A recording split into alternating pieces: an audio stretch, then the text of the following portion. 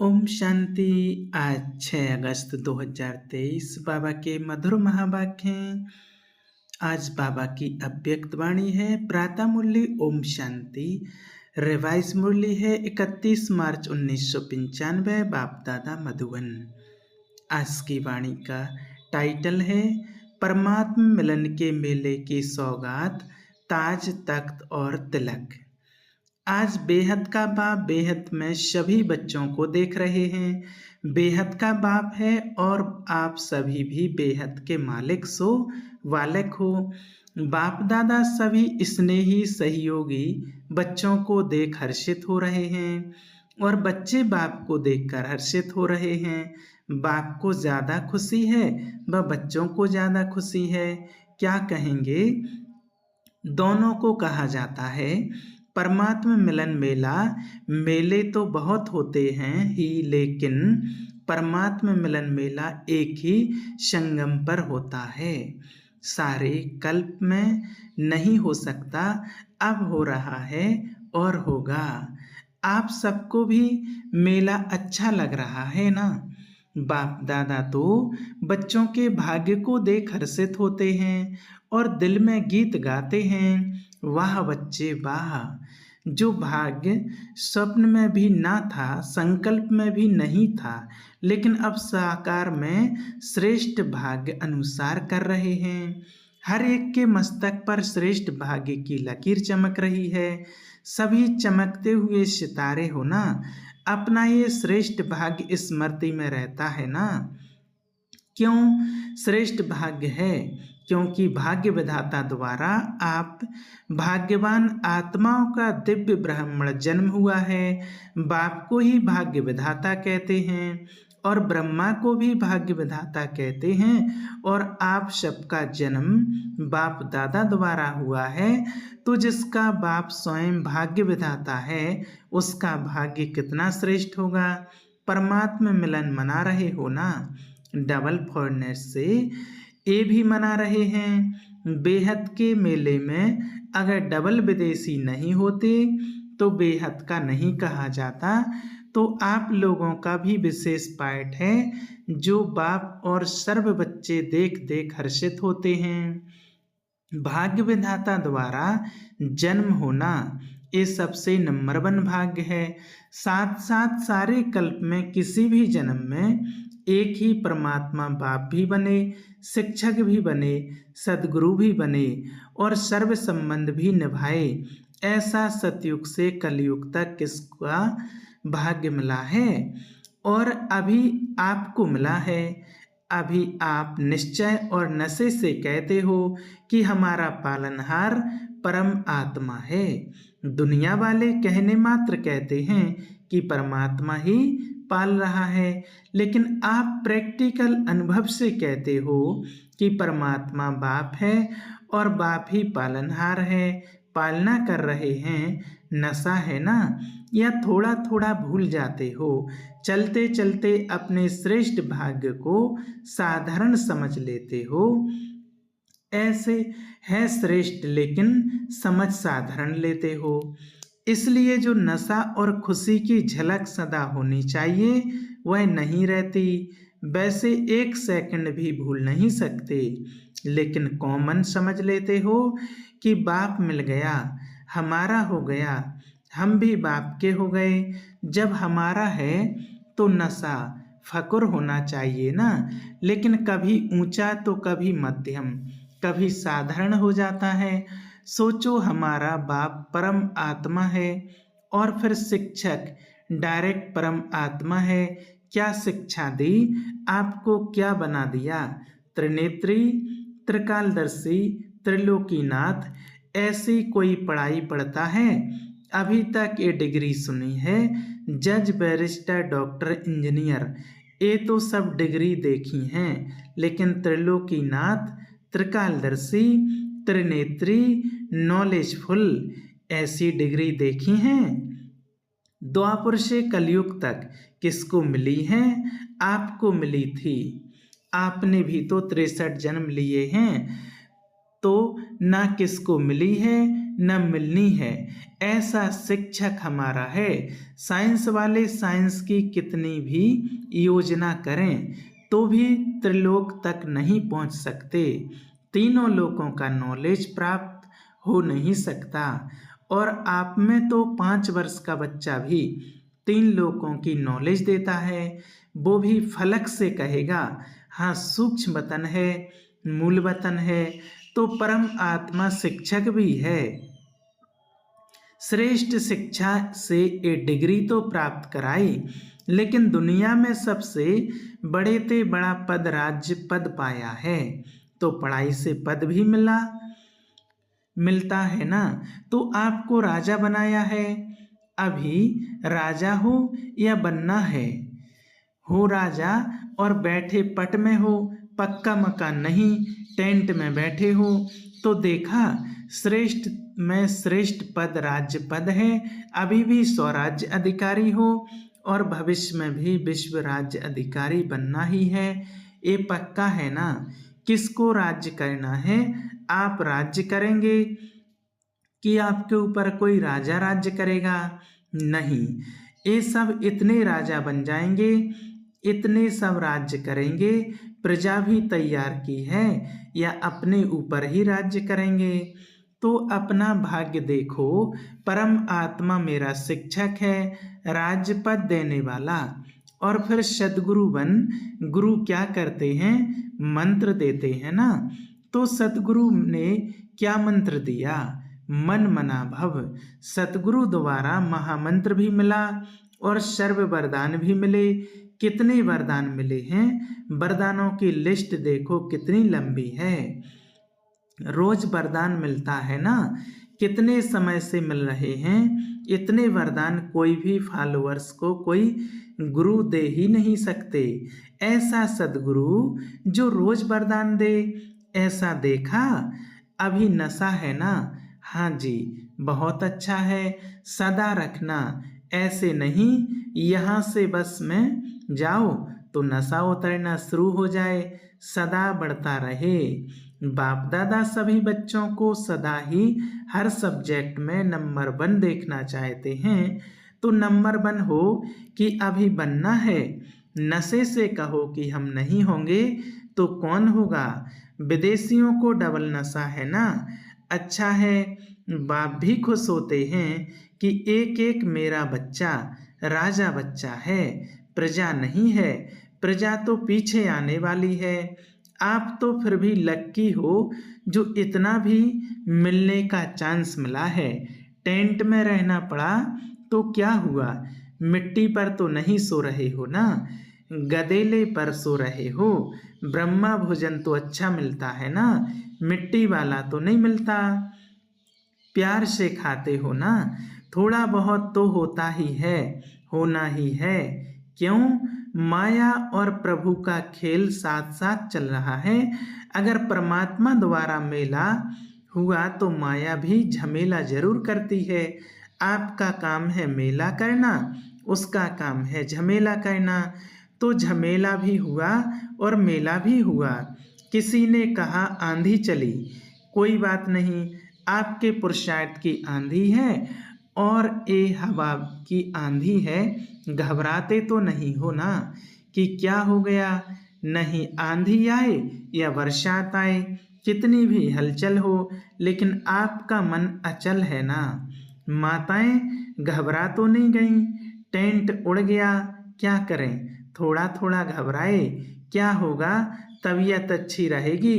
नहीं रहेगी। कुछ भी हो, भक्ति से तो धक्के और मेहनत कम ही है ना।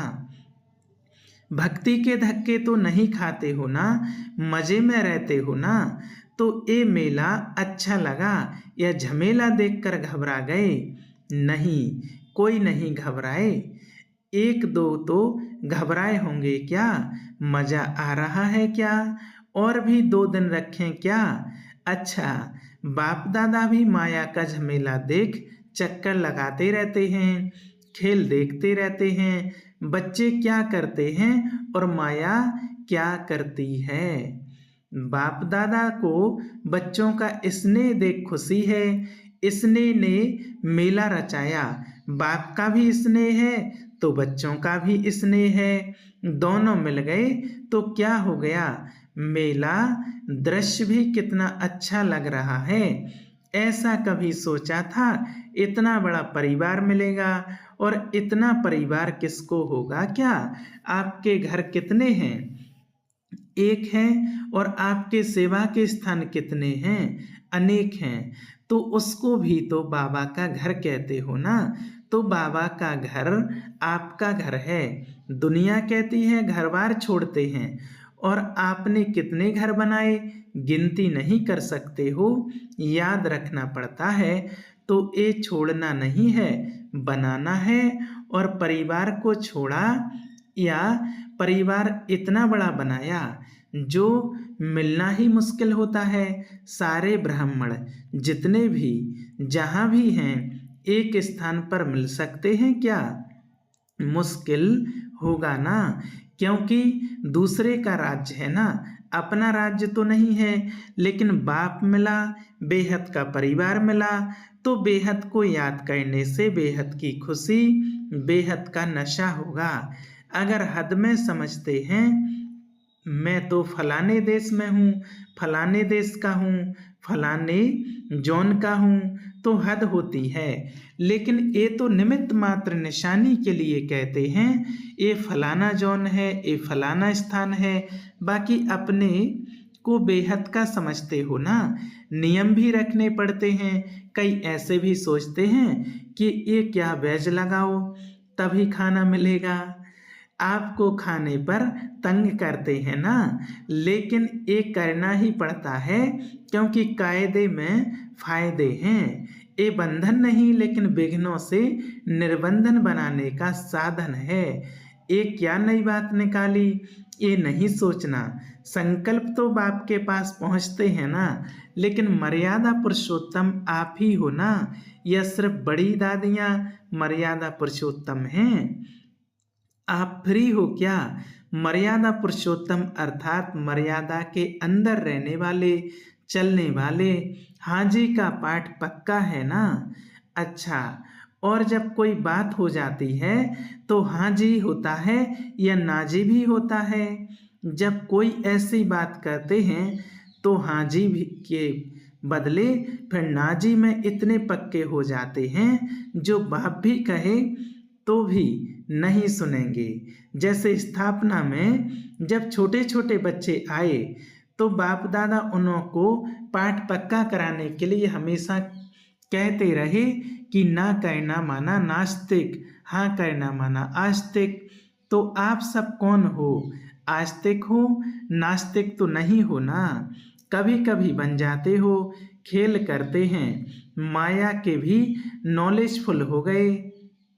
क्योंकि माया भी नॉलेजफुल है, गिराने में माया नॉलेजफुल है और उड़ने में आप नॉलेजफुल हो।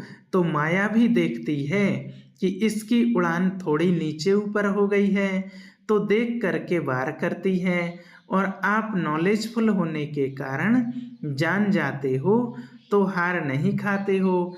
लेकिन विजय का हार गले में पड़ा है, सबके गले में विजय की माला है, या कभी कभी उतार देते हो। अच्छा, पीछे वाले मौज में हो, यह भी मधुबन की ही एरिया हुई ना। तो सिवाय मधुबन के और कहाँ इतना बड़ा मेला हो सकता है, नहीं हो सकता है ना। तो मधुबन है बेहद का घर, यहाँ सब बेहद है। और जगह फिर भी सब देखना पड़ता है, और यहाँ संकल्प किया और हो गया। तो सभी अपने भाग्य द्वारा परमात्मा मेले में पहुंच गए। जो पहले बारी इस कल्प में आए वो हाथ उठाओ। करीब 13-14 हजार भाई बहनों की सभा है, उसमें बहुत से नए भाई बहने हैं। अच्छा है, टीवी में देख रहे हो, ये भी देखो मेजॉरिटी साइंस के साधन अभी अभी निकले हैं। कुछ वर्ष पहले साइंस के साधन भी नहीं थे, लेकिन किसके लिए निकले हैं, आपके लिए। बाप दादा भी साइंस वाले बच्चों को मुबारक देते हैं, क्योंकि बाप के बच्चे उससे सुख तो ले रहे हैं ना। तो कितना अच्छा लग रहा है। लेकिन बाप दादा अब क्या चाहते हैं, स्थापना हुए कितने वर्ष हो गए हैं, डायमंड जुबली मनाने की तैयारी कर रहे हो। तो बाप दादा ने अभी सभी बच्चों को राजा बच्चे कहा ना, सब राजा हैं, राजा तख्त नशीन होता है ना, राज्य की निशानी ताज, तख्त और तिलक होता है। तो बाप दादा इस वर्ष में चाहे नए हों चाहे पुराने, अगर नए भी हों तो समाप्ति का समय तो नयों के लिए भी समीप है, तो पुरानों के लिए भी समीप है। ऐसे नहीं समझना कि हमारे को भी 60 वर्ष शायद मिलने हैं, नहीं, आपको मेकअप करना है। अगर लास्ट आए हो तो फास्ट जाना है, लेकिन संपन्न होने का समाप्ति का समय सबका एक ही है। इसलिए चाहे नए हों या पुराने हों, लेकिन मैं स्वराज्य अधिकारी आत्मा हूँ, सदा स्मृति का तिलक लगा हुआ ही है, कभी मिट जाए कभी लगा हुआ हो नहीं। राज्य अधिकारी अर्थात तिलकधारी, इस स्मृति का तिलक अविनाशी रहे, साधारण नहीं। मैं तिलकधारी हूँ, मैं विश्व कल्याण के जिम्मेवारी ताजधारी हूँ। कितना बड़ा विश्व है और आप सभी विश्व कल्याणकारी हो। अकेला बाप नहीं है, बाप के साथ ही आप सभी हो। तो विश्व कल्याण की जिम्मेवारी के ताजधारी और सदा बाप के दिल तख्त नशीन, नीचे नहीं आना, सदा तख्त नशीन। वैसे भी देखो, जो बहुत प्यारे होते हैं, लाडले बच्चे भी होते हैं, तो माँ बाप उनको मिट्टी में जाने नहीं देते, धरनी पर पांव रखने नहीं देते। तो आप कितने लाडले हो या और आने वाले हैं आप हो। तो तख्त को छोड़ करके साधारण स्वरूप, साधारण संकल्प इस मिट्टी में या धरनी में पांव नहीं रखो। बुद्धि रूपी पांव सदा तख्त नशीन हो। परमात्मा बाप के बच्चे हो, महात्मा धर्मात्मा के नहीं हो, परम आत्मा के हो। अभी तो सब नशे में ठीक हो, वो तो दिखाई दे रहा है, लेकिन सदा रहेगा ना कि थोड़ा थोड़ा रहेगा, फिर युद्ध करेंगे, फिर विजय प्राप्त करेंगे। ऐसे तो नहीं। ब्राह्मण हो या क्षत्रिय हो, ब्राह्मण हो क्षत्रिय नहीं हो, युद्ध नहीं करते हो कि कभी ब्राह्मण बन जाते हो कभी क्षत्रिय बन जाते हो। अगर माया से युद्ध करनी पड़ती है तो क्षत्रिय हुए, ब्राह्मण माना विजयी और क्षत्रिय माना युद्ध करने वाले। बाप दादा को तो कभी कभी बच्चों पर बहुत रहम आता है। बैठते युग में हैं और करते युद्ध हैं। कहेंगे 1 घंटे योग लगाया, लेकिन 1 घंटे में युद्ध कितना समय चली और योग कितना समय रहा। अगर किसी भी कारण से अनुभूति नहीं होती है तो अवश्य युद्ध की स्टेज है। बाप दादा कहते हैं योगी बच्चे और बन जाते हैं योद्धे बच्चे। कब तक युद्ध करेंगे, अंत तक युद्ध करेंगे। छुट्टी दे दें, भले युद्ध करो, छुट्टी चाहिए क्या, नहीं चाहिए क्या, फिर करते क्यों हो। कमजोर हो जाते हो तो माया इतना अधीन बना देती है, जो चाहते नहीं हो लेकिन कर लेते हो। कोई जैसे कोई सर्वेंट बहुत भोले होते हैं तो मालिक उसे अधीन बना लेते हैं। सर्वेंट जो नहीं कर सकता उसके लिए भी मालिक कहता है करो, नहीं तो नौकरी क्यों करते हो। माया भी ऐसे करती है, आप चाहते नहीं हो लेकिन कमजोर होने के कारण माया के अधीन बनना पड़ता है। तो उस समय योगी हो या योद्धे हो, योगी तो नहीं कहेंगे ना। तो बाप दादा यही चाहते हैं कि हर एक बच्चा योगी बच्चा हो, युद्ध वाला नहीं। बाप दादा को बच्चों के युद्ध की मेहनत अच्छी नहीं लगती। परमात्मा बच्चे तो सदा मौज में रहने वाले हैं, मजे में रहने वाले हैं, युद्ध की मेहनत वाले नहीं। तो क्या बनेंगे, योगी बच्चे या योद्धे बच्चे।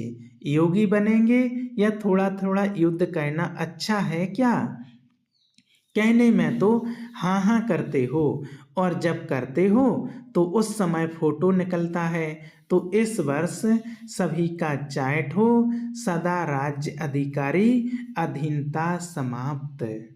अच्छा, सर्व तरफ के देश विदेश के सर्व सूक्ष्म स्वरूप से दृश्य देखने वाली आत्माएं, चारों ओर के सदा श्रेष्ठ पालना में पलने वाली, श्रेष्ठ पढ़ाई से राज्य पद पाने वाली आत्माएं, सदगुरु द्वारा सर्व वरदान प्राप्त करने वाली आत्माएं, सदा मायाजीत विजयी रतन, सदा युद्ध को छोड़ राजयोगी स्थिति में स्थित रहने वाली सर्वश्रेष्ठ आत्माओं को बाप दादा का याद प्यार और नमस्ते। हम रूहानी बच्चों की रूहानी बाप दादा को याद प्यार और गुड मॉर्निंग, नमस्ते नमस्ते, शुक्रिया बाबा शुक्रिया। आज का वरदान, एकांत और एकाग्रता के अटेंशन द्वारा तीव्र गति से सूक्ष्म सेवा करने वाले सच्चे सेवाधारी भव। दूर बैठे हो बेहद विश्व के आत्माओं की सेवा करने के लिए मन और बुद्धि सदा फ्री चाहिए। छोटी छोटी साधारण बातों में मन और बुद्धि को बिजी नहीं करो। तीव्र गति से सूक्ष्म सेवा के लिए एकांत और एकाग्रता पर विशेष अटेंशन दो। बिजी होते भी बीच बीच में 1 घड़ी 2 घड़ी निकाल एकांत का अनुभव करो। बाहर की परिस्थिति भले हलचल की हो, लेकिन मन बुद्धि को जिस समय चाहो एक के अंत में सेकंड में एकाग्र कर लो, तब सच्चे सेवाधारी बन बेहद सेवा के निमित्त बनेंगे। आज का स्लोगन, ज्ञानी तू आत्मा वह है जो ज्ञान के हर राज्य को समझकर राजयुक्त युक्ति युक्त और योग युक्त हो कर्म करे। अच्छा, ओम शांति।